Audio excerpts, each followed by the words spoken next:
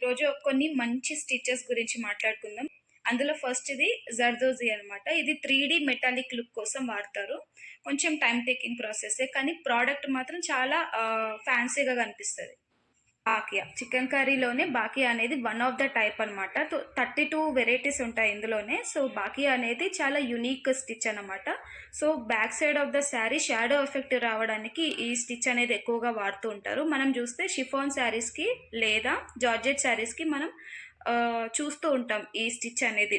బుర్రీ stitch, rice stitch అని కూడా అంటారు. చూడ్డానికి రైస్ షేప్‌లో ఉంటుంది స్టిచ్ అనేది. వచ్చేసి ఆరి అండి. ఆరి అంటే మీకు బేసిక్‌గా చూస్తుంటే చైన్ టైప్‌లో ఉంటుందనమాట స్టిచ్ అంతా గూడా. వరుసగా పెట్టుకుంటూ హుక్ చేసుకుంటూ వెళ్తూ ఉంటారు.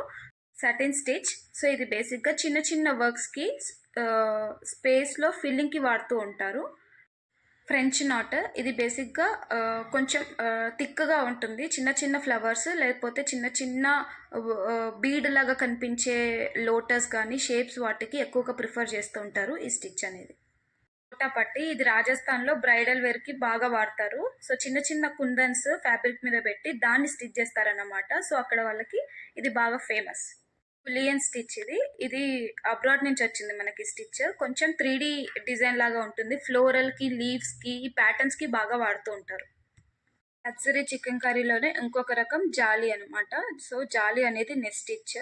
సో, సేమ్‌గా ఉంటుంది ఇంచుమించు. Reverse side of the fabric stitch చేస్తారు. ఫుల్కారీ స్టిచ్ దీన్ని ఫ్లవర్ స్టిచ్ అని కూడా అంటారు. Reverse side of the fabric చేస్తారు. పంజాబ్ నుంచి డెరైవ్ అయిందనమాట. అన్ని స్టిచెస్లో మీకు నచ్చిన లేకపోతే బాగా కష్టమి స్టిచ్ చేయడానికి అని అనిపించే ఏదైతే ఉందో దాన్ని కామెంట్ చేయండి.